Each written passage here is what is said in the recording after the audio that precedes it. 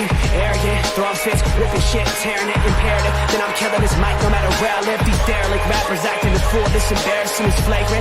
That's the nature of this entertainment, and we can't even change it. Guilty before arraignment, now the system tainted. But when we speak, they all laugh at us.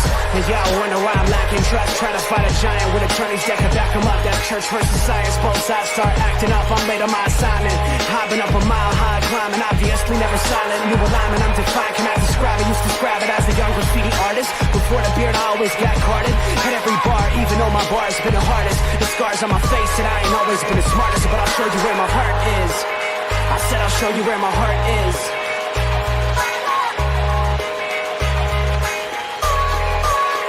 I can show you where my heart's at. See it on my sleeve. Even if the beat stops, my soul will not leave. If I never stood tall, nobody will ever see. I can show you where my heart's at. See it on my sleeve. I can show you where my heart's at. See it on my sleeve. Even if the beat stops, my soul will not leave. If I never stood tall, nobody will ever see. I can show you where my heart's at. See it on my sleeve. I can show you where my the type of guy that would ride with the breeze. I'm higher than most people. I'm cold and icicle freeze. I'm liking to Mike Tyson. I'm a bison, a beast. I'm hot like Jamaica, like right by the beach. My pops is from a spot where they're fighting for peace. 8 years old out there watching people fight in the streets. All these sirens only make the violence increase. Yeah, we're still not loving police.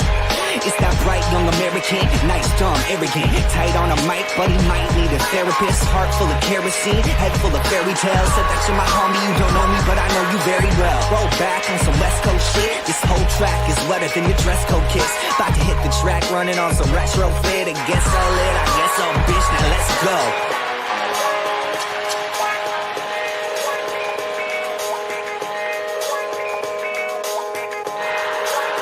I can show you where my heart's at. See it on my sleeve. Even if the beat stops, my soul will not leave. If I never stood tall, nobody. It's hard, man. It's got me going today, Pinky. It got me going. Shout out to good guy Reason the Citizen. He made the track, allowed us to use it as our intro and outro. So Reason the Citizen, appreciate you, sir. And to our good buddy Chase Cotton, thanks for hooking it up, my guy. That thing hits. Yeah. It's hard. I love it. Cheers. And ladies and gentlemen, welcome to another wonderful episode of Sports Nonsense and Whiskey. Tuesday, February 7th. We got some stuff to talk about tonight, ladies and gentlemen. Hanging out with my boy Pinky. How you doing today, buddy? Man, I'm doing good, buddy. Doing good. I've been I was just hanging out with the other fellas on the 5280/Avalanche watch party. They're having a blast over there, bro. Was having a good time. Talking movies and Batman and like bring the party over here. We already got the drinks. So come on over, fellas. That's all they were missing. They were just missing some whiskey. They had the sports and the nonsense. They just needed a little whiskey. We're gonna have to talk to our flagship here and let them know we've got some copyright issues probably happening that we need to take care of real quick. No. They were all having a good time, and I love it. So, love hearing that. That's good. Definitely That's put good me in a good mood, man. So it was a good weekend. It's Tuesday now. Now I'm sitting there going, man, it's only one more day of football left. That's it. Sad feeling. Well, like I'm not looking forward to it, to be honest. I'm like, if we want to get technical, we get some minor leagues this year, 2 different minor leagues. We get the XFL starting here in a couple weeks, and then we get the USFL over the summer, I believe. I think they're starting later this year. So, we get a little bit of something to kind of whet our appetite, if you will, but it's not the same as college football and the NFL. Well, and I can't use that as an excuse. Honey, there's a USFL game on. I can't do No. Sorry, the Rocks League is on. I'm gonna have to go ahead and stay in tonight. Yeah, that's not gonna fly very well. No. Yeah. No. Well, we'll catch them when we can. I caught maybe 2 or 3 games, I would say, of the USFL. Well, I'd say we're what? You and me are probably a month-ish out from starting to really go down the draft rabbit hole. So I mean, we got a little bit of a break, and we got free agency in March, and then we got the draft in April. Already starting to get plans for Kansas City. Gonna take my dad. to Kansas City. Ooh, okay. He wants to All come right. out. Nice. That'll be fun. So, what's going on in your area of the world? Not a whole lot. Got little dude's birthday coming up in less than a month. He'll turn 2, so just been talking with family to see who's coming out, and then our boy Zach turns 40 this year, and so I'll probably have to hang out with him and wish him a happy birthday as well at some point. Have to hang out with him. Like it's a punishment. Right. So we'll see what that does. Him and his son Xander have the same birthday, so he hasn't really got to celebrate in a while. So maybe they'll let him celebrate his 40th. We'll see. We'll see what happens for him. I think we were supposed to throw him a party. Is what's supposed to happen. I mean, yeah, 40 is kind of a big deal. If there's a party happening, then I assume his wife is going to go ahead and lead that charge, and she'll let us know. Definitely not stepping on those toes. Well, make sure you plant. You make sure you plant that seed because that. Needs Yeah, to well, obviously, yeah, we'll see what happens. So, that's about all I did this weekend. Started talking with my family on who's coming up for my son's birthday, and then Zach's being like the following weekend, trying to look at, how we'll hang out with him, and probably just go over to his house and have some cake, and no football to watch. So who knows what we'll do, but we'll see what happens. So other than that, I haven't done nothing. I've been under the weather the last 24 hours. Me and the porcelain gods were very familiar with each other, so that was not fun. I'm going to drink a little bit of old man's cure here tonight and talk some sports and hopefully feel a little better. Nugs are going off tonight, man. They must be pissed off. Yes, sir. They're up almost 30 points before the end of the first quarter. Well, I mean, look, we'll get more into it here after this weekend, and next week will be a big NBA show. They're up 32 points before the end of the first quarter. So next week will be our first real NBA show for those that want to talk some basketball. We'll do a recap of the Super Bowl. We'll kind of tie up some loose ends on the NFL, and then we jump into basketball. Pinky was not a huge ball guy, but he has definitely come around over the 3 years that we've been doing this, and he's definitely into it now. Trying to raise my game. Trying to raise his game. He's when you hang out with a guy who will watch quarter flipping as the only sport available, you kind of have to start picking up on some other things here and there because I talk about all of it. So luckily the Nuggets are good, so it helps get him into the vibe and the flow and wanting to pay attention and watch. So that helps. If the Nuggets suck, I don't know how keen Pinky would be on the basketball conversation, but we'll get there. So there are a couple basketball topics that we need to discuss tonight that are very relevant and I think need attention immediately rather than waiting for the next week. So we'll jump into those. We've got some NFL conversation, obviously with the Super Bowl coming up. We're going to spend probably majority of the time on that. I got a surprise one for you when we talk the Super Bowl. Okay. Good. I got a fun little surprise for you. I like that. Anything else you wanted to talk about tonight, or is that pretty much? I mean, for the UFC fight fans, there's a big fight this weekend with my man Volkanovski.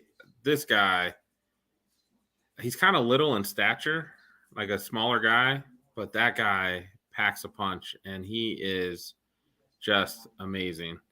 I love you, buddy, and I don't mind watching a good UFC fight with you, but you gotta understand here a little bit that the UFC is pushing this as a big fight, not the public. What the public's waiting for is that McGregor return. Well, okay. But if you're a real fight fan, watching Islam Makhachev, who's a title holder, and Volkanovski, who's a title holder, they're like Volkanovski's 25-1. Right, they're looking for undisputed. So they're looking for best pound for pound. It's a good fight. Don't get me wrong. This is kind of a super fight. Unfortunately, the card around them is not as good.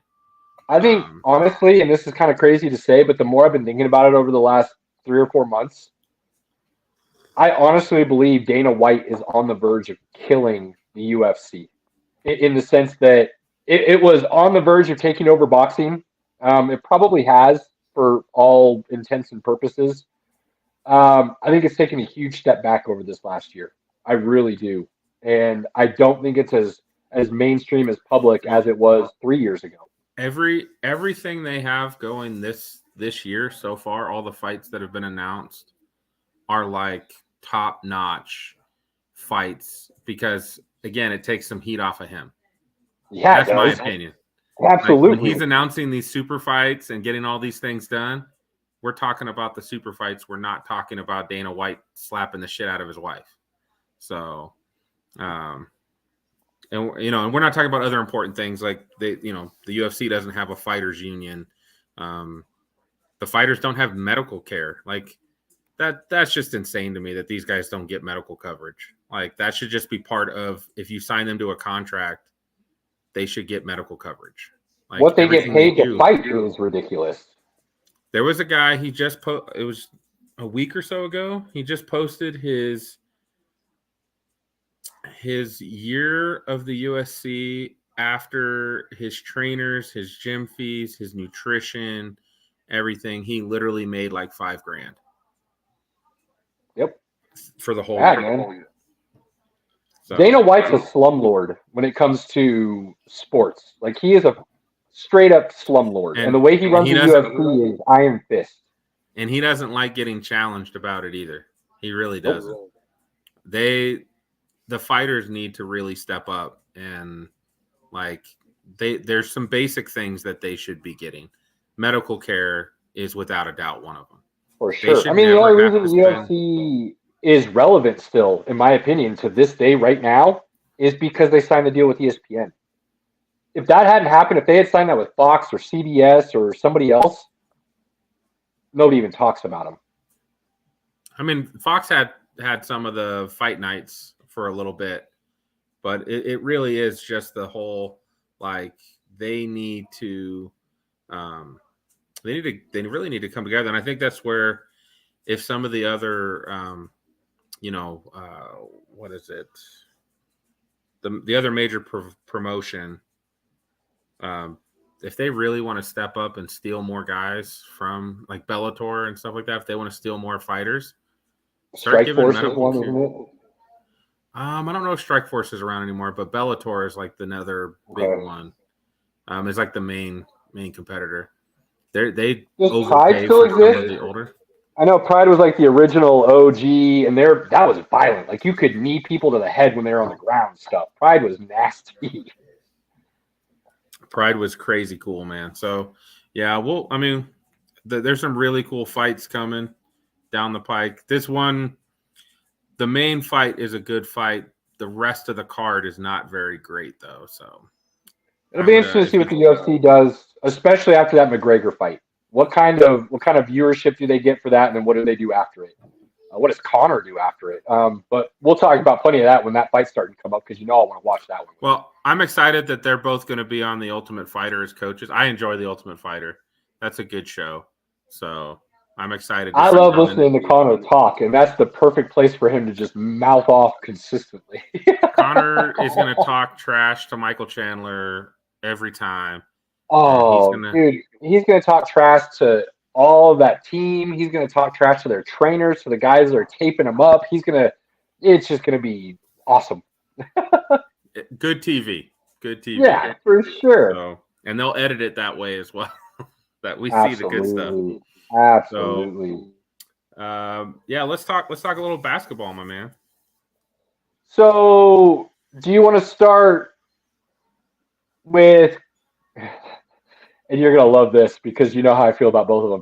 Do you want to start with Kyrie or LeBron? Let's go ahead and start with LeBron. Let's start on a positive note. Okay, because it is positive, surprisingly. And if you listen to me often enough, you would probably think I hate LeBron. I have no respect for him. Honestly, I struggle where I rank him a lot of the time. Sometimes I've got him at number 2. Sometimes I've got him barely in the top 10.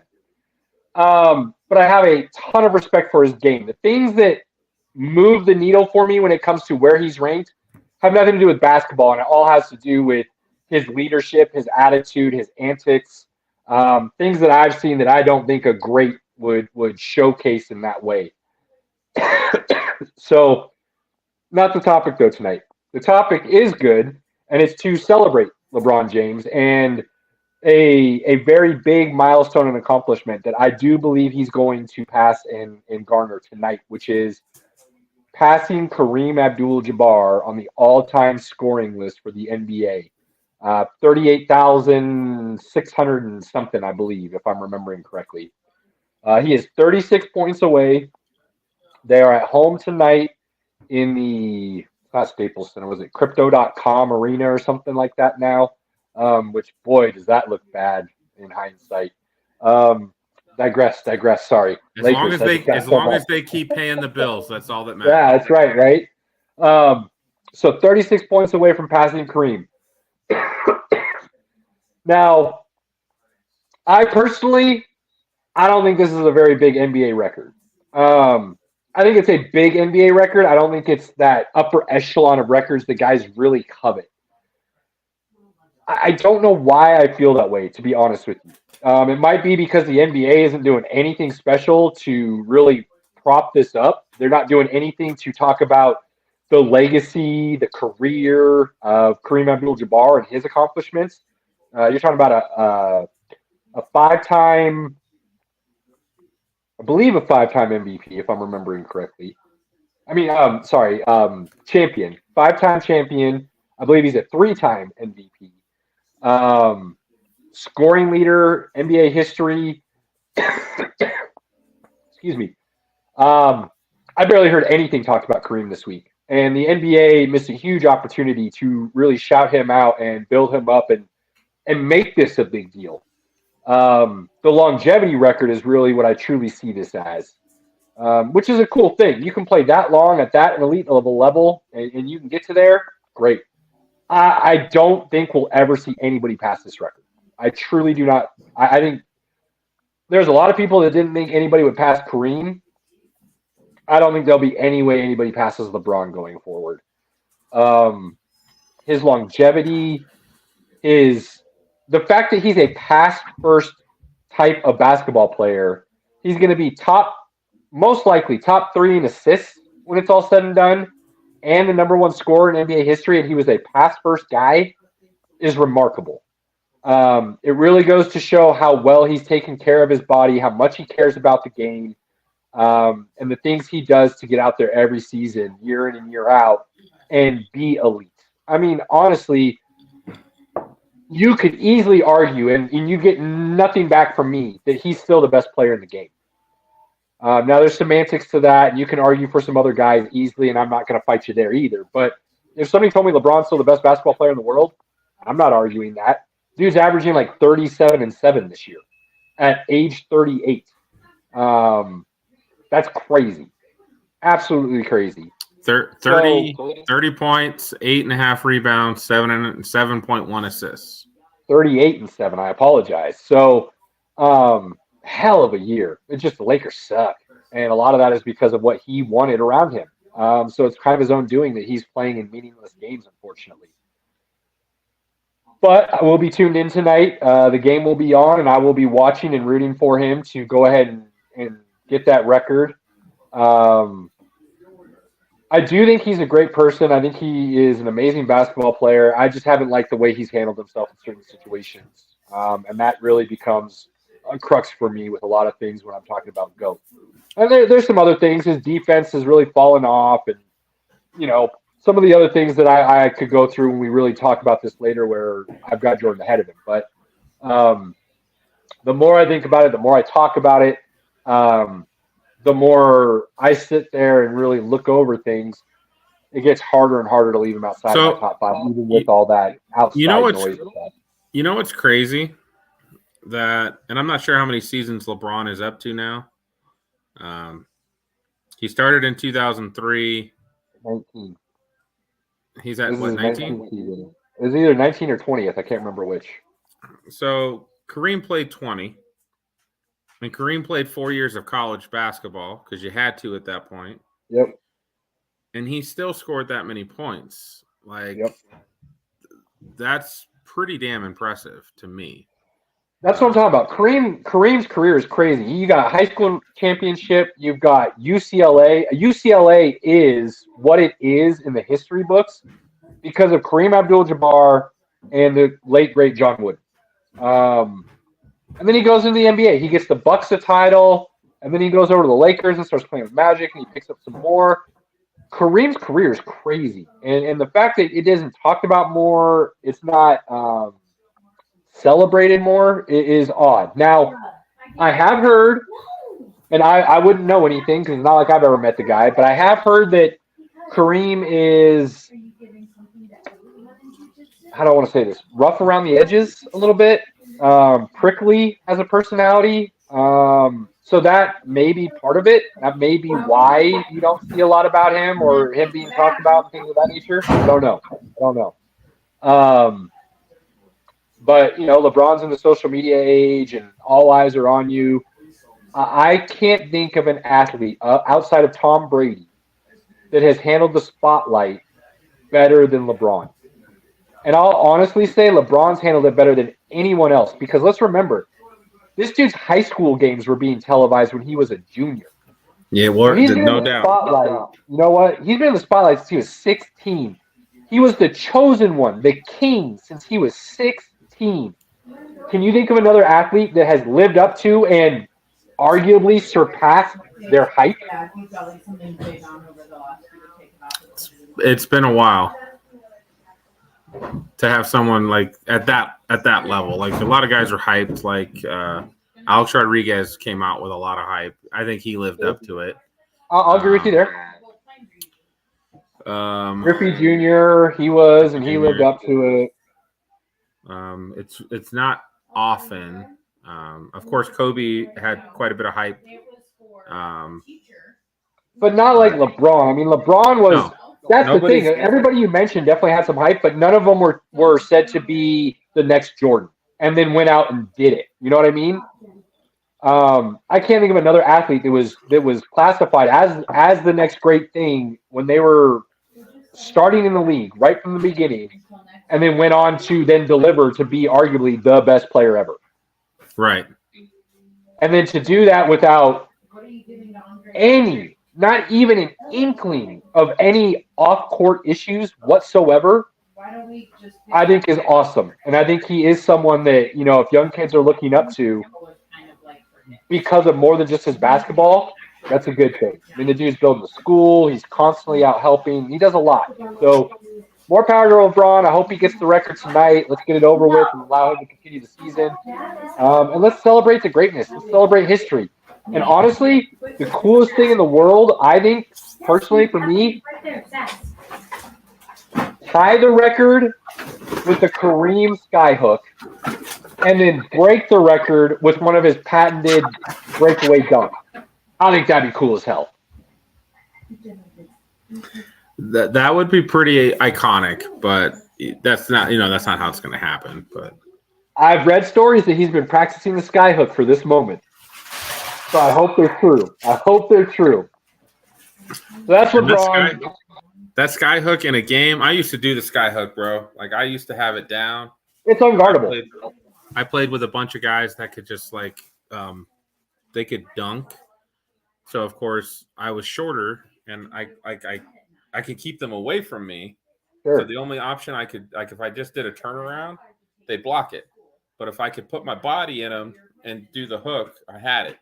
Like they couldn't. It's an unguardable shot, and if you can perfect it like Kareem did, there's nothing you can do to stop it. Period. So more power to Kareem for an amazing career, and more power to LeBron for just being greatness. You will never hear me argue that he is great. Period. Now on to a story that. I mean, it's not bad news. It's definitely not good news if you're a Mavs fan. Oh man, it just doesn't make any sense to me. Like they sent a first 2 seconds Dorian Finney-Smith and Spencer Dinwiddie to the Nets for Kyrie Irving to go play alongside Luka Doncic. Now, on paper, this could be an amazing get for the Mavs. because it gives Luka a true second option to run alongside. Arguably a better scorer than Luka. I don't like giving props to Kyrie, but basketball-wise, the dude is amazing.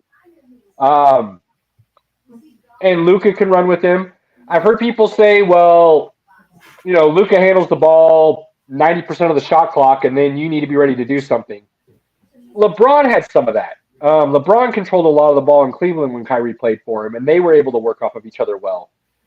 If Kyrie's got 5 or 6 seconds on the shot clock still when he gets the ball, he can make things happen. So on paper, it works great. They don't play the game on paper, though, Pinky, do they? They do not. They do not. You got to play together as a team. Yeah. Now, what did I said something about the Nets when this all first started. I can't remember exactly what I said, but I don't remember saying good things about the duo. You did not. You were very opposed to the Kyrie, Durant, Harden, and then Ben Simmons, Kyrie, Durant. So yeah, I didn't think it was going to work. Funny how that played out.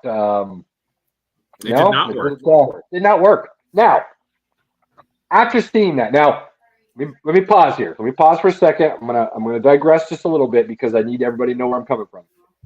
I love the Dallas Mavericks. That might be most likely my second favorite team in the NBA because I love Mark Cuban and I was a huge Dirk Money Nowitzki fan, big Dirk fan, and I love Mark Cuban. I think he is probably the best owner in all of sports. So I love the going all in. I love the trying to find your superstar, another guy to run with and be competitive. Boy, Mark Cuban's desperate. Gosh dang it. I think he is worried that Luka is not going to want to re-sign with the Mavs, and he tried to do something here to keep Luka around. And I'm actually surprised Luka agreed to this. I guarantee you there is no way in hell they just made the deal and then said, hey, Luka, we got you Kyrie. They went and said, hey, Luka, we can get Kyrie. Do you want to play with him? So he had to sign off on this. But Mark, what are you doing, buddy? Have you not read the tea leaves? Have you not watched the first 6, 7, 8 years of Kyrie's career? Have you not seen what he does at every single stop he makes? Did you forget that he only plays 50% of the games he's required to if you're lucky? Nothing about this deal was a good idea. Zero things about this deal were a good idea. You should have just thrown in another first or two and asked for Durant instead. Because yes. Kyrie's not the answer. Not the answer at all. And here's the other problem. I don't see any way in hell Kyrie signs with the Mavs after this season. So you gave up 3 picks and 2 quality players for a dude to get you to the second round, maybe the third round in the playoffs. You're not going to the finals, especially not if the Nugs are healthy. And the Nugs are right now everybody's favorite in the West because they are on a different level. I heard it multiple times today from many different pundits. There is the West, where there's no juggernaut, but the Nugs are head and shoulders above everybody else if they stay healthy. So this doesn't move the needle for them. Look, and again, if you have to play the Nuggets, you're playing the most efficient offensive basketball team in history at this moment. They're graded as the most efficient basketball team in history at the moment. With what I will say to this day, right now, is the most underrated and underappreciated superstar in NBA history, Nikola Jokic. Nobody gets to watch him, man. The NBA is making a huge mistake with that. Huge mistake. And the fact that people are like, well, he doesn't play above the rim. Who gives a shit? Seriously. If WNBA players played the way Jokic is playing, I'd watch a whole lot more WNBA. As it stands now, I don't watch that much. I watch, but not that much. You don't have to play above the rim to get me to watch. You got to play quality, meaningful, unexpected type of basketball, and that's what Jokic does. 4 Roses is delicious. 4 Roses, guys. I got a little Breck in me. Ooh, Breck is good too. Breck is good too. Yeah, I think Mark Cuban got super desperate. And I think this is going to turn around and bite them in the ass, and it pains me to say that. But I don't see this So working out at all. I'm pretty negative on the trade. I again, not being the basketball fanatic you are, I just don't see anything about this that moves the needle. Kyrie is a selfish guy. If you can get Kyrie who cares and wants to play basketball, I think you could this could help. But I think you're absolutely right. You've been better off shipping everything off for Kevin Durant and getting him to play with Luka. That would be amazing. The one thing I loved about this trade is the Nets owner. Yeah, I was going to go there. You go ahead. Literally, like, I'll trade you, but I am not trading you to LA. Like, I'm not going to give you Joe what Tsai you is want. the man. Joe Tsai is the man. Because that's what Kyrie wanted. I can go to Well, LA. by all accounts, the Lakers' offer was a little bit better too. Because they were including 2 firsts instead of just 1. Was better. And let's be honest, where the Lakers are going to be at in a couple years, those picks are going to be more valuable than where Dallas is. So they definitely offered more. But Joe Tsai was like, nah. You want to act like a little bitch? You want to tell me you're not going to do something? Then I'm going to go ahead and put you somewhere you don't want to be. LeBron is still playing at a high level. If you can get street clothes Davis to stay on the court, and then you add Kyrie, now that's kind of dangerous. I mean, it would have been. That's kind of dangerous. It would have been a little dangerous if they were on the court, but I wouldn't have worried about it because they wouldn't have been on the court. But on paper, that'd be real dangerous for sure. You can't trust street clothes to play a whole season, so no, you can't trust Kyrie. Earth is flat. I love indigenous people, and everybody is dumb compared to me, and I'm a savant at basketball and an artist. Kyrie Irving, a little full of himself a little bit, I think. When one of your best friends is Kanye West, you've done things wrong. I wish we could go back to first album Kanye. I love that Kanye. Even second album Kanye was solid, but after second album Kanye, and then downhill. College Dropout is fantastic, man. That is a primo album. Dude, College Dropout and Late Registration are 2 of my all-time favorite albums. I can put those on and listen to them front to back with no questions asked. Right? Absolutely. So it's making me sad. Let's go on to happier topics. I just say good luck to Luka. I hope you can weather the storm, and things will be better when you leave Dallas. So. No, don't say that. Luka can stay with Dallas. Cuban's a great owner. I don't think he can, man. I don't think he can. It's going to be dependent on if they can get somebody else to stay there long term with Luka, I think, is the kicker. And Kyrie just wasn't the right guy to do that. But Luka must see something, because he would. There's no way they would make this unless he signed off. There's just no way. I don't know. All right, moving on. Where do we want to go next? There'll be plenty All-Star more. games. Oh, that's where I was going to go. There'll be plenty more basketball here soon, but let's quickly touch on the 2 All-Star games this weekend, and then we'll move into the Super Bowl. So, as a Avalanche fan, it was fun to see Cale Makar, McKinnon, and Mikko Rantanen out there having fun. Absolutely.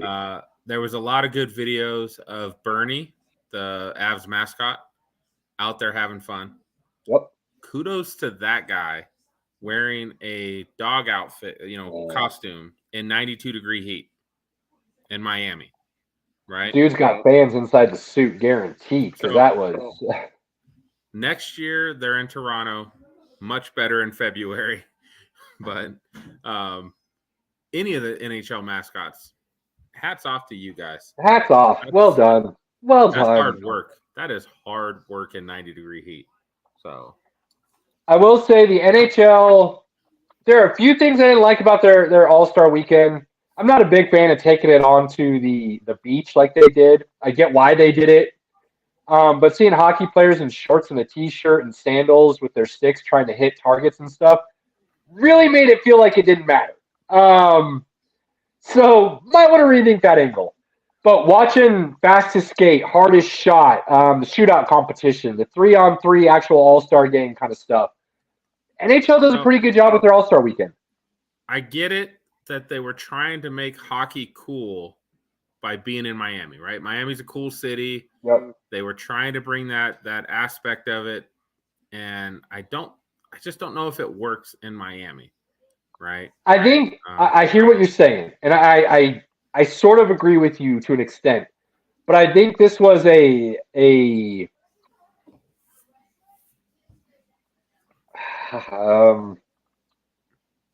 think it was a calculated move by the NHL and ESPN to try and put a little bit bigger spotlight on the NHL to keep upping that viewership. And I think that's kind of why it was where it was this year. It'll be interesting to see how the NHL does over the next couple of years. That ESPN contract they signed is a huge get for them. It does help bring things back into the national spotlight as a true American sport pastime. And I think overall, like I said, I enjoyed what they did with their All-Star game the whole weekend. I thought it was good. Very different from how I feel about the NFL and the way they do their Pro Bowl weekend. So I will be honest, I don't enjoy half of the NFL's skills challenge stuff. The dodgeball, like the obstacle course. Stupid. I do like when they put the quarterbacks and they put the targets. I've always enjoyed that. Show real talent, real skill. You remember back in the day when they put the blue chalk on the ball? Yep, absolutely. And chalk it up and see where it hits. I love that. I was hoping they would do that again. Now, what they did with the quarterbacks wasn't terrible, but it wasn't as good. I was also like, why aren't you having the quarterbacks do the farthest throw? Like, that kind of stuff that they had back in the day was cool, right? And they don't do any of it anymore. Right. And, oh, man, just like having them run around a little bit, do all that. I don't know what other skills challenges, like, I kind of like to see just line up a wide receiver and have him do the route tree and see how that looks like. Maybe that might be better than what they do, like the greatest catch. I thought seeing Amon St. Brown jump over a guy and catch the ball was cool. So, like, I get why it's cool, but to me that was so worthless, and it just looked like a terrible trash performance of what the dunk contest has become, which is also trash. I mean, I guess you could relate it to that. I did like Patrick Surtain down on Old Vegas and doing the zip line and catching a football. That was fun, I thought.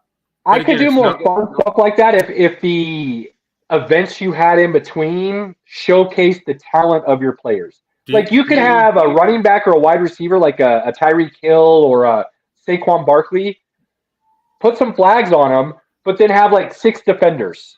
And let's see how elusive they can be or something like that, you know? And I'll be honest, I didn't watch a lot of the Pro Bowl. I saw most of the highlights. The best part of the Pro Bowl was Peyton Manning. Oh, listening to Peyton and Eli mic'd up was great. And having them as the coaches was phenomenal. And you could tell they actually gave a shit. Like, they really wanted to win. Well, dude, Peyton's breakdown at the end of the game is hilarious.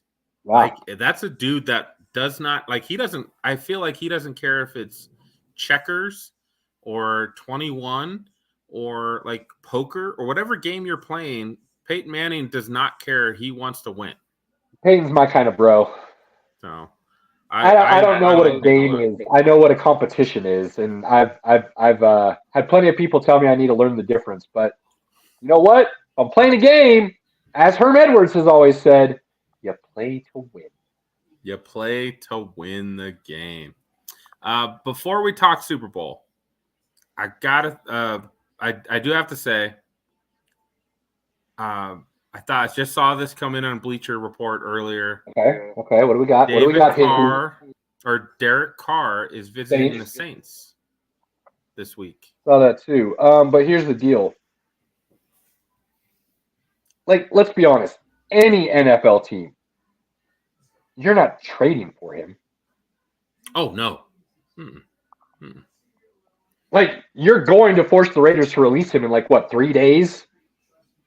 Oh, February 15th, I believe, is the deadline. I thought it was before the Super Bowl. Is it right after?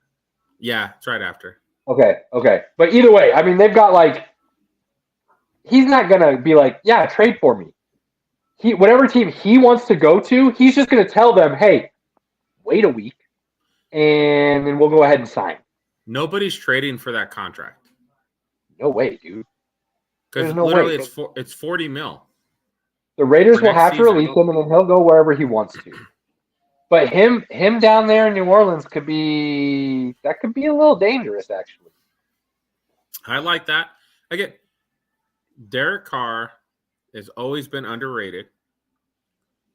If he is protected, to me, he's better than Kirk Cousins. I was just going to ask you that name. Where do you have them? Because that seems to be your Kirk Cousins is your baseline for most things. So where is Derek Carr on that Kirk Cousins baseline? Derek Carr is better than Kirk Cousins if protected. When he's not protected, he does fold like a chair. Do you think he's worse than Kirk Cousins when he's not protected? Well, Kirk Cousins folds like a chair too when he's not protected. Right. I get that. I mean, we've been over this. Most quarterbacks need protection to be any good, but I'll digress there. We're not going to go down that road. I mean, there's my three guys: Derek Carr, Kirk Cousins, Jared Goff. Yeah. When I watch them play, when they have protection in front of them, they look amazing. But when you put pressure on them, they fold like a chair. And they look really bad. And that's why you have these up and down performances that it's tough to gauge, are they really that good? Now, again, most quarterbacks are pretty good when you protect them. Brock Purdy looked amazing. Why? Because most of the season he got protection, right? If you protect a quarterback, they're going to look pretty good.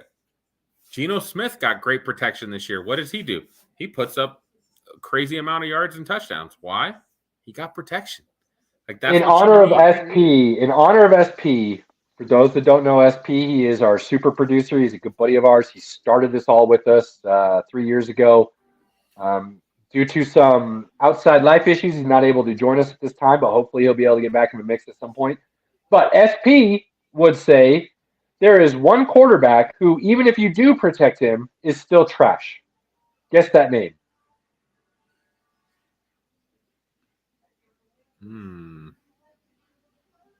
Starts with a C, ends with an AM. Oh, Cam Newton, yeah. I mean, Cam Newton. Well, Cam Newton was never an actual pocket passer. I know. I just had to throw it out there for SP. He did have that hate for Cam Newton, which was boy, did he dislike Cam Newton. Yeah, it was great. That was beautiful. Yeah, it'll be interesting to see what Derek Carr does. I'm excited. I'm excited for the QB carousel, man. Aaron Rodgers, Derek Carr. Oh, dude, we got Lamar Jackson. Long-term plan here.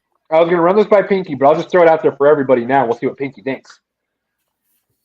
I was thinking after next week, because we want to do Super Bowl wrap-up and then really dive into the NBA, really start catching up on that. The following week, what if we did a QB carousel, coach carousel, free agency type carousel, and kind of said where we think everybody should end up based on how we feel? Probably too early for free agency, but the other two sound good. All right.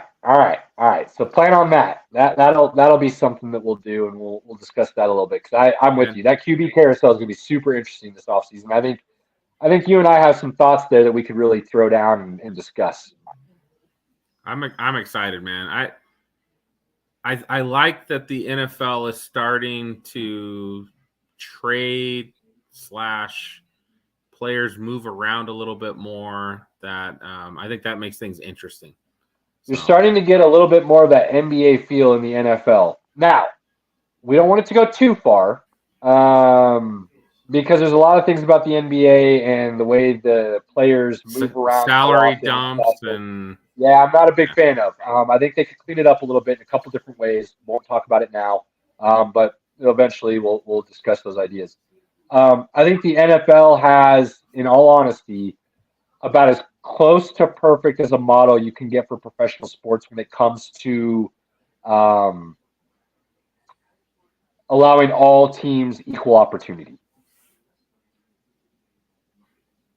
And so the way they have the salary cap and free agency and things of that nature, I think they have about as best as you can get right now. Well, I hate the franchise tag.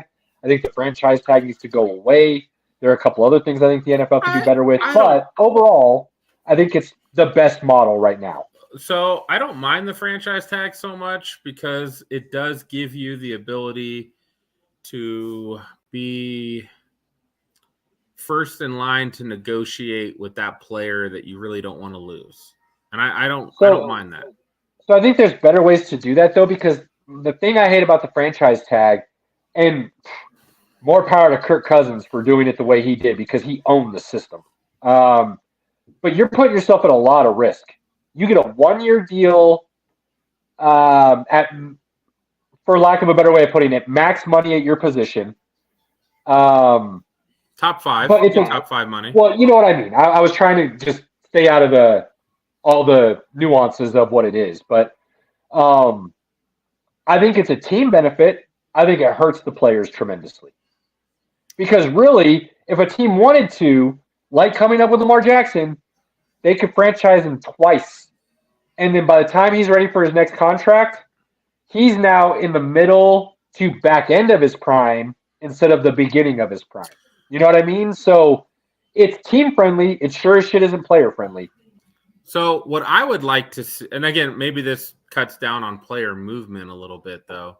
I do always think that there should be, like, if a player has played more than a certain amount of seasons for one team, at some point, a portion of his salary shouldn't go against the cap. I would be cool with that. Because, like, Jerry Rice never needs to play for the Raiders, right? And again, it worked out for us. DeMarcus Ware should have never played for the Broncos, right? He should have stayed with the Cowboys, right? They're like, when it's that salary cap reason, if a player's played more than X amount of years, like, I can still pay you X amount, but only 60% goes against the cap or something, right? So it still allows you to stay with your team and not hurt them against the cap. So then most of the time, teams would be like, yeah, I'll keep you. Like, because I'm not, when I get into that salary cap, I can't keep paying you $12 million. You're not technically worth $12 million anymore. But if it was only counting $8 million against the cap, I'd probably keep you, right? So I think that would be a great way to handle it so that we don't get some of these players that played a really long time with one team, but when you add in, the salary cap and with their projections, like Von Miller would have never gone anywhere else if we could have counted a lot of his money against another team. I don't know about that. I would like to believe you, but I don't know about that one. But I get where you're coming from, and I agree. There could be. I think the franchise tag should be abolished. I understand the thought behind it. I don't like the practice of it. I guess from my perspective of the salary or the franchise tag, it's just that it allows teams to keep that guy for the team that are, like the fan base really wants you to keep, right? I guarantee 80% of Ravens fans do not want to see Lamar Jackson go anywhere. Oh, hell no. But if you take away the franchise tag, it would allow all players to negotiate with other teams. And that's where you'd get these shitty teams that have salary cap to spend that would overpay players to get them to come to their team, which, again, is good for the player, but still bad. I'm good with that, though. one of the things I hate most in sports is the fact that the NBA changed their rules and doesn't allow 18-year-olds to enter the NBA draft. All because there were stupid ass owners picking high schoolers that had no business being picked. So the NBA, what do? They protected the owners from themselves. I hate that. I hate that with a passion. If you're going to make a stupid mistake, you should pay for that stupid mistake. You shouldn't have a rule that protects you from doing it. And that's what I feel the franchise tag is. If you remove the franchise tag, what that would do is that would cause teams to negotiate with a player a year early rather than waiting. Yeah, and let's be honest, Pinky, you talked about teams, bad teams, spending and overspending and paying players more than they're worth just to grab them.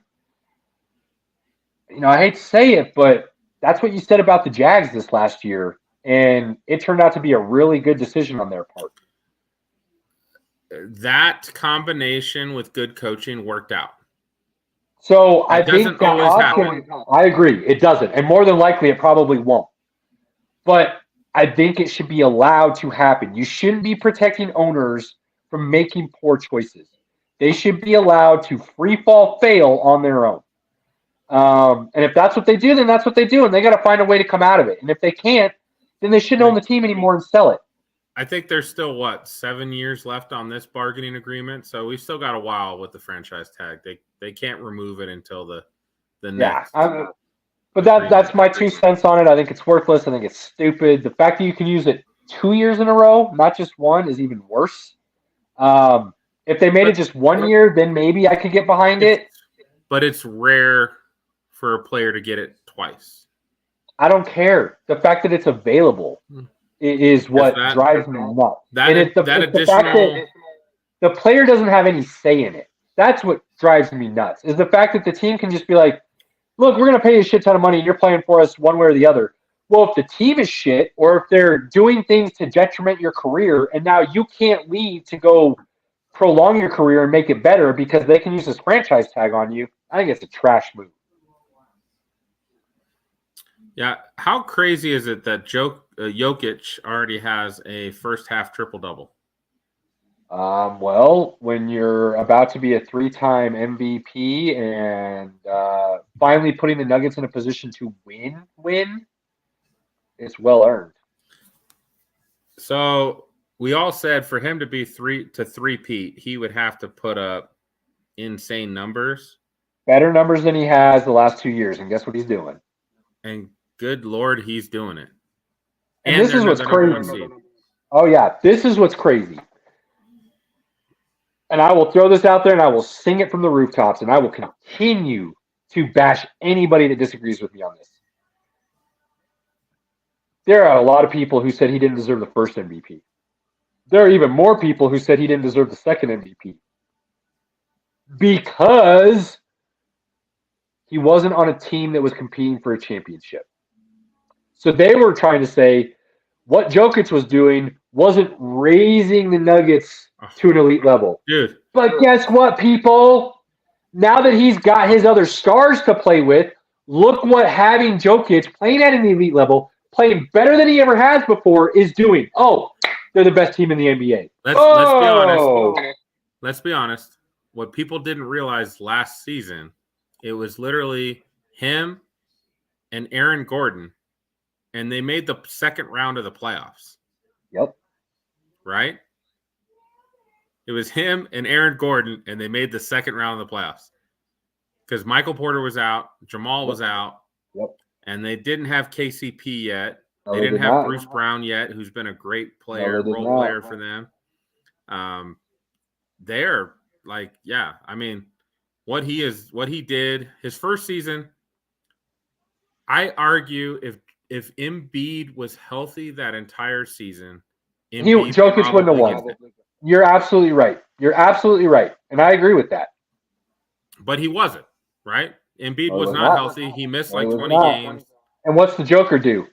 Plays pretty much every night and balls out. So that's probably why. And again, you don't get to see him on the national stage. Some people don't see him putting up 40 a night because that's not his game. but he impacts the entire game, and that's why they're winning. It's crazy. It's crazy. I've got another Joker jersey on the way. Pretty excited about it. So I've actually got a Joker jersey and a Joker T-shirt on the way as part of my next jersey order that I did. So pretty excited about that.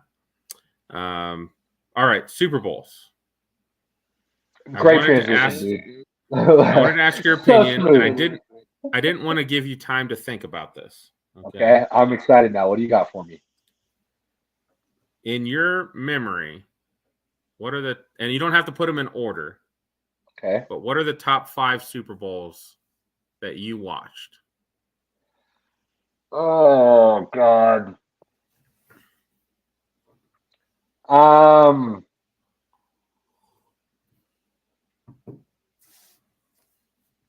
right, I'm going to say this, and this might be not a very hot take, or I mean, it might be a hot take and not very popular, but to me, for the most part, the Super Bowl is not usually a good game. So I would say the 3 Broncos Super Bowl wins are in there. I think, man, that Rams Titans was pretty good. The Ravens 49ers wasn't bad.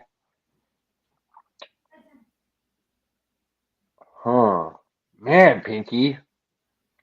So I could give you my rundown. Give me your rundown. So I've seen every Super Bowl since '89. My first Super Bowl as a young child was San Francisco versus Denver. Denver wore the orange jerseys. I saw those orange jerseys and I was in love. Like that was like hot fire to me. That made Pinky a fan. From that point on, I was a Broncos fan, but I've watched every Super Bowl since then. I do put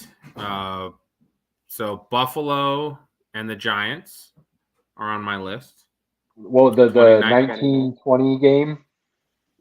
1991. No, I'm saying it wasn't the final score, like 19-20 or something like that. Yeah. 20-19 Giants. That was a good game. I do think Cardinals and Steelers. That was another one I thought about with that had a lot of plays. Harrison with the interception before halftime, Larry Fitzgerald with the big play in the fourth quarter, and then Santonio Holmes catch. That was a great Super Bowl. Holmes in the corner. Was a good great call. One. I love that one. That's a good one. New England and Philly was great. There's like no punts in that game. So yeah, it was a good game. I still am a huge T.O. fan. And I hated the way the Eagles did him. Not that Philly New England game. The Philly New England game that they won. That Philly won. Oh, the most recent one. Yeah, I got you. I thought we were going up and okay, my bad. You just okay. Yes, that was a good one. No particular order. I got you. No year range. You're just throwing them out there. I got you. And then I really enjoyed the. I'm trying to think. The Rams Titans one was enjoyable. That was a good one. You know what? What beats that one? I'm sorry. What beats that one is the Patriots Carolina Panthers Super Bowl. They score like no points before halftime, and then the whole second half, it's back and forth the whole time. Yeah, that wasn't a bad Super Bowl. And I was a big Jake Delhomme and Smith guy. And again, Broncos homer, but the Broncos-Packers Super Bowl, you've got Brett Favre, 3-time MVP winner, already won a Super Bowl. He's in the Super Bowl to go for back-to-back. You've got Elway in trying to win his first Super Bowl. Like the helicopter. The helicopter, the back and forth. 2,000-yard rusher. Wasn't TD a 2,000-yard rusher that year? Was it the following year with Atlanta? Okay. Following year. But TD scored 3 touchdowns, had the migraine. that Super Bowl, like, it doesn't get enough credit, but at the time, that was a nail biter. Like, that came down. Well, to the Broncos weren't they like a 6.5-point dog going into that game? 14. 14. Yeah, that was crazy. 14-point dog. Made no sense. Yeah, there's been some good games. No doubt there's been some good games. I unfortunately feel like there's more bad games than good games. So those are just some memories out there for you guys as we are in Super Bowl week. So we've got the Chiefs and Eagles. Just a heads up before we jump into this, and I got some stats to throw out for us to discuss. LeBron James is at 6 points. We have 5 minutes remaining in the first quarter. He might need to step it up a little bit. He needs 36 tonight to break the record. He's now 28 away. So we'll see what happens. Keep an eye out. It's on TNT, everybody. So it is definitely viewable tonight. Definitely worth watching history because I think it's going to be made. Nice. Going to the Super Bowl. Pinky, let me give you some stats to start this off. You ready? I'm ready. I've got a bit of a list here, so I need you to stay with me for a second, okay? Let me start here. Actually, give me a second, because I've got a little bit of a list here. So what we're looking at, these two teams, Kansas City and Philadelphia, both with a 16-3 record overall. Both have scored exactly 546 points on the season. Both have 6 All-Pros, including a Kelsey brother and their quarterback. Okay. AFC's number 1 seed, NFC's number 1 seed. We've got the number 1 and number 2 team in total sacks.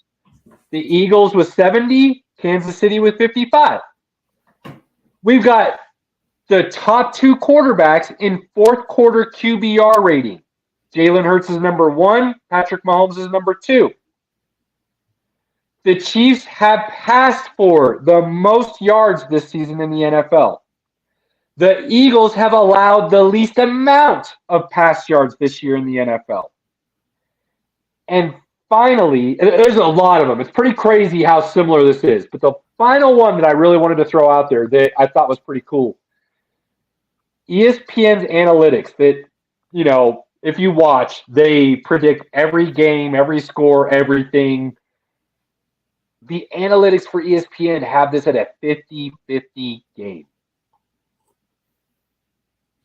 So with that all being said, Pinky,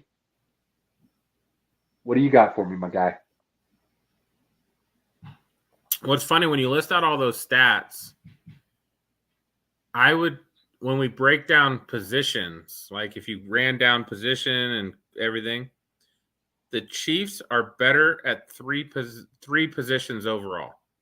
Okay, which 3? Quarterback. Okay. Tight end.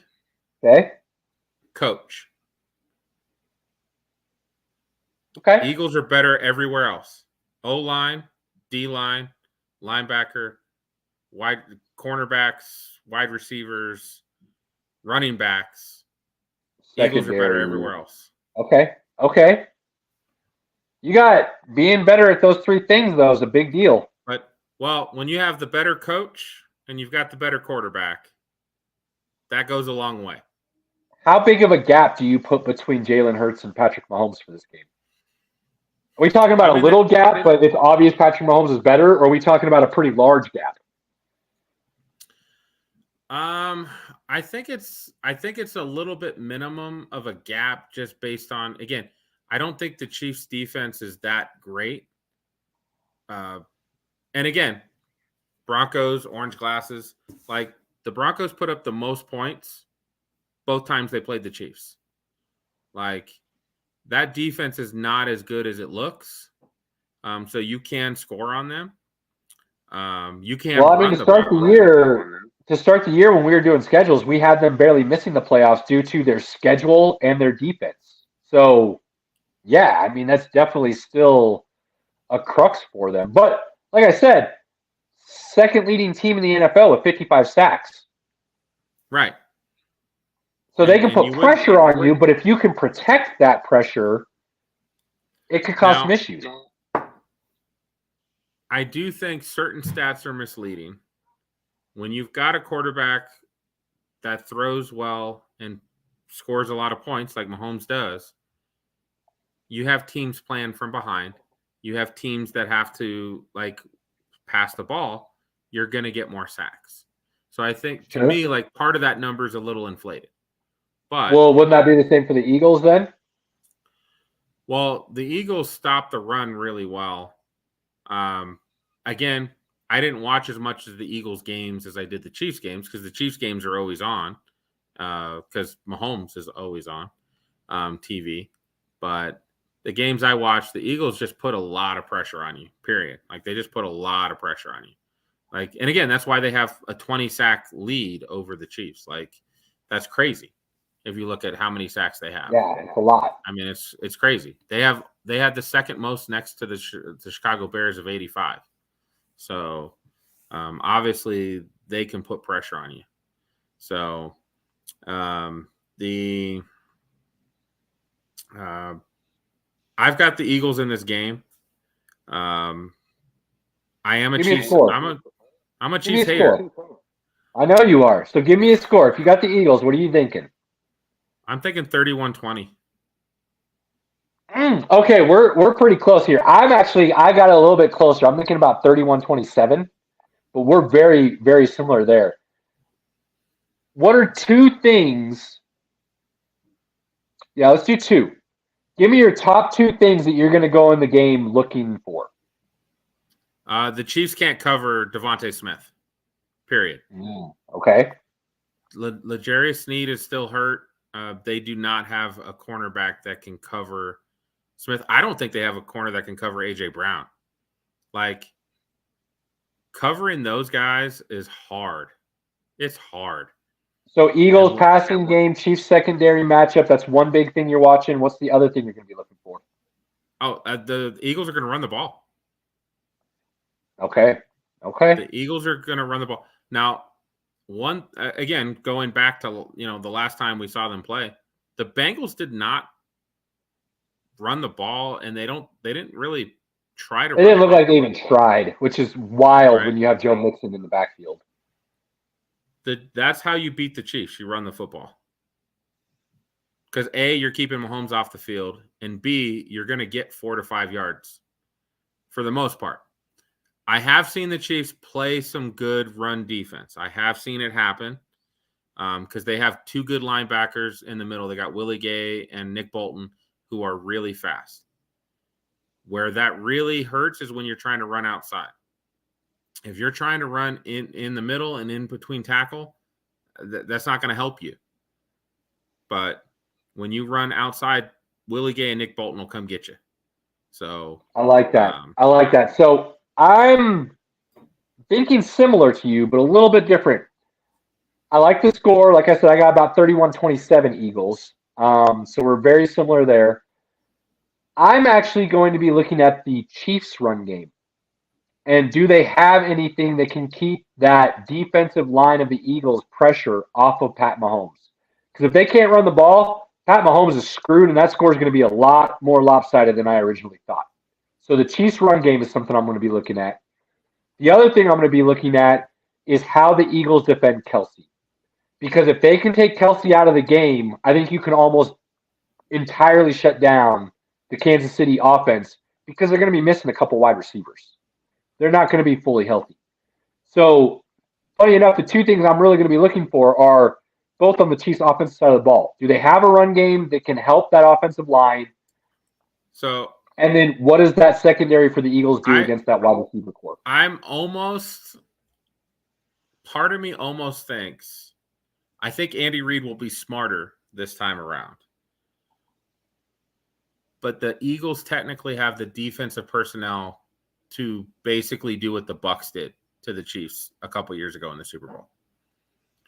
Match up across the board and bring pressure. And Andy Reid did not adjust. Like, he didn't do there were no quick routes in their game. This year, they have a lot more quick routes in general. Yes, they do. So it's very possible that they're ready for that type of pressure. I am wondering how well Mahomes can move. I know he'll move better. The ankle will be a little bit more healed, but one thing that when Mahomes can run and put you basically like he can run to the line of scrimmage and then chuck the ball anywhere he wants on the field, that's hard to defend. Like that's a big weapon. If he still can't do that, that's definitely going to help the Eagles.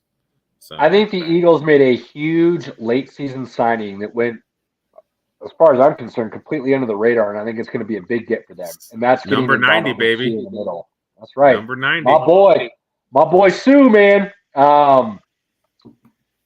That's a big get for the Eagles, especially next to Jordan Davis. And I feel like the Eagles are going to be almost fully healthy, and the Chiefs are going to be missing some pieces. I do think the Eagles losing Snead is a big deal on defense. He is actually a very underrated player that they have on their defensive backfield. Well, he's their top corner, really, isn't he? He is. The rest of the guys are rookies for the most part. Yep. Like I don't want rookies guarding AJ Brown and Devontae Smith. I think I'm torn a little bit on this, but I think Devontae Smith has the chance of getting the Super Bowl MVP. I could see him going for like 102.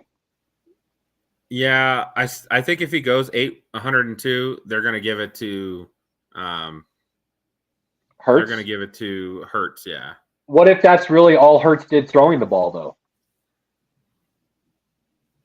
And the run game was from the running backs, and Jalen was just the best game manager you could possibly ask for. And I don't say that badly. I think that's the beauty of Jalen Hurts. He knows when to go off or when to let his stars go off for him. You know what I mean? Like he's very good at that. I just see Jalen Hurts having a freaking monster game, though. I do too. And that's why I was torn, because I think Hurts will probably be the MVP, but I could see an outside shot for Devontae Smith. Devontae Smith has continued to grow on me, and his chemistry with Hurts is very, very good. And you got to pick your poison. You're going to guard AJ Brown, or you're going to guard Devontae Smith, or you're going to try to guard both of them, and he hits Dallas Goedert. Like I was just going to say that. Yep, that's the other thing. It's just it's a tough proposition, man. And or if you take away all three of those, he's just going to run for 15 yards a pop. Look, I know a lot of people want to comment on Mahomes' greatness, and he's had a great 5 seasons in the league. Nobody's going to take that away from him. And he's going to be the MVP this year. Wouldn't you agree? I mean, that's the MVP this year. Yeah. Yeah, he's the MVP. He's going to be MVP, and Jalen Hurts will be second. If Hurts hadn't sat out, it would have been a close race. But once he sat, it became Patrick's for sure. Well, Patrick had 5,000 yards and 40 touchdowns. Like, he's going to get MVP. Yeah. If Patrick Mahomes finds a way to win this game, and he absolutely could, gonna have I've been like, hey, pump the brakes. Let's let this guy have more of a career. You sure have. Before if he wins this, Pinky, if he wins this, do you finally put him in the Hall, even though he hasn't had a full career? Do you give him that now? He has 2 Super Bowls. He'll be in the Hall. I'm saying if his career ended after this game, would you give him that gold jacket finally? He'd have 2 Super Bowls, and he's like the fastest to X amount of touchdowns. Like, he'd be in the Hall. Like, he'd be in the Hall. Yeah. If he doesn't win this game, he's probably still in the Hall. Oh, yeah. This isn't going to – if he loses this game, it's not going to be a negative against him. What will be a negative against him, though, if he never wins another Super Bowl, then he'll be in that Aaron Rodgers conversation, and that can get, debatable for a lot of different reasons. But I think the fact that he's been to 3 – because I think what people forget at the end of the day, it's still a team game. Agreed, but I think the reason I would have him in that Aaron Rodgers conversation then at that point is because he got a lot more help from the organization than Aaron Rodgers ever did. But with that being said, you only won one, and you're considered to be possibly the best quarterback of all time. That's where the similarities for me would start that conversation. I mean, I hear you though.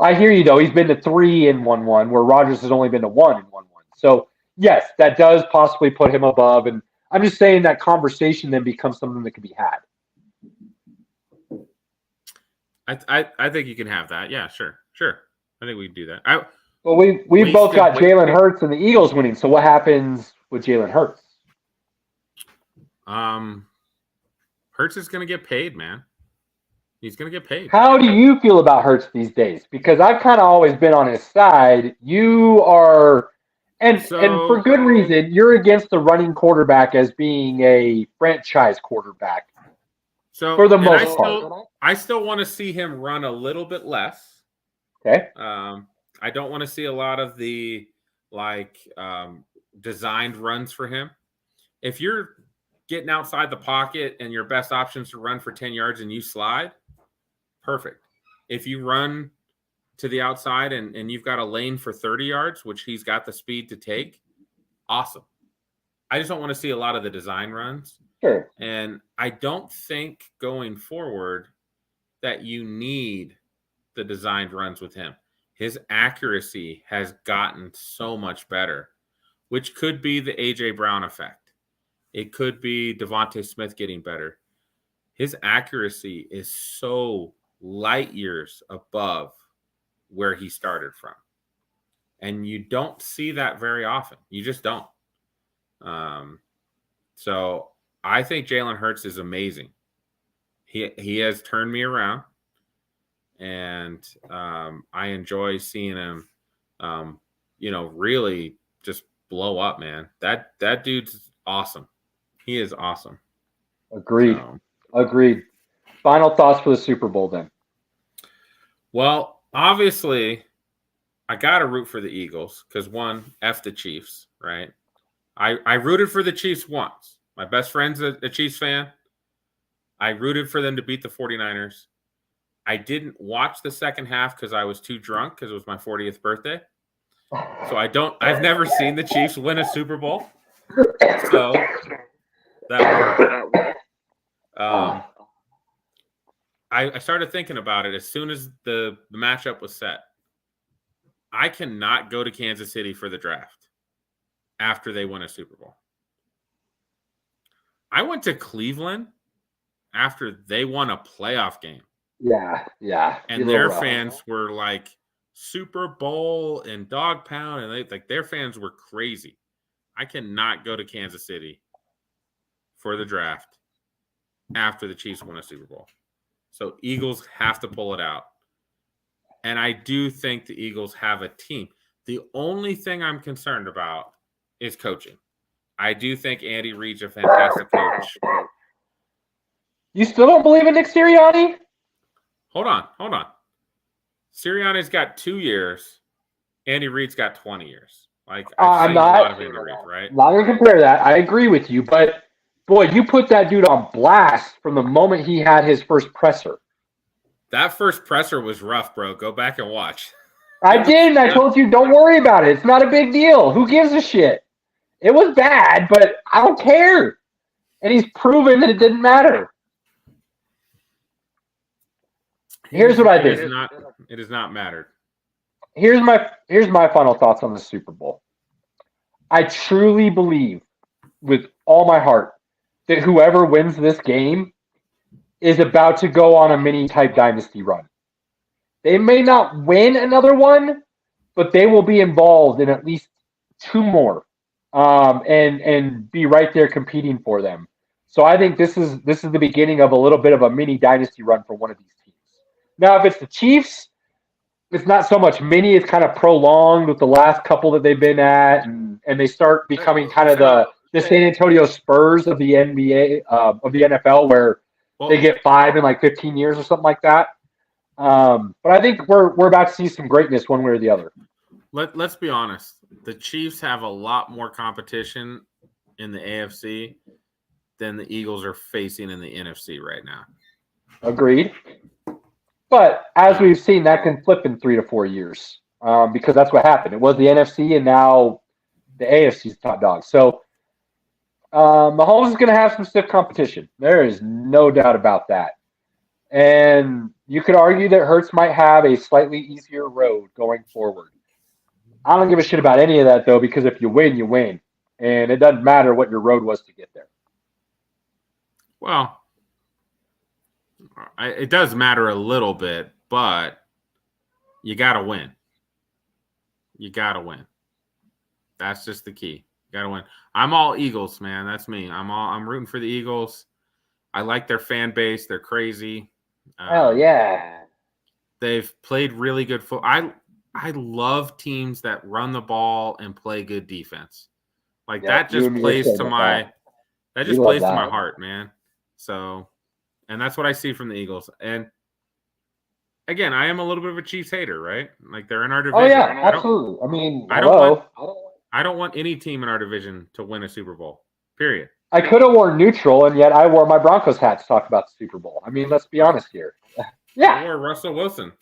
I felt like it was a good day.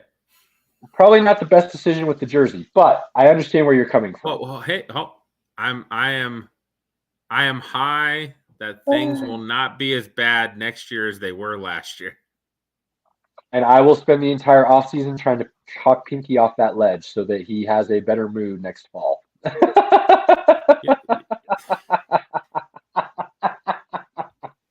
I love you, buddy. Cheers, my guy. On that note, we will recap the Super Bowl next week. We'll start some NBA. But the thing that always matters to us, and we say it every show, we end it every week this way, that quality time that you get to spend with those loved ones, your family, friends, anyone you consider dear or close, take advantage of it, cherish it, love it. Force them to watch the Super Bowl if they're not. Find ways to go outside of your comfort zone and do things that maybe you don't like, but they do, or get them to do the same for you, and just spend that time together and cherish it. Because Pinky and I are great friends. We got a little family going. We love spending time with each other and those we love. And those are the moments that matter. So we can do this all day, every day, week in and week out, and we will love it. But we wouldn't get to do it without those people behind us. So thank you to all those people. We love you. Again, thank you to the MHRT Network for allowing us to join this endeavor. I want to make sure everybody knows on the network that we are the Nonsense Show, and we drink whiskey to make sure that happens. So if you're trying to go off script, you better stick to your guns and come talk to us because we need you to be part of this. Pinky, I love you, my guy. We'll see you later. All right, buddy. Peace.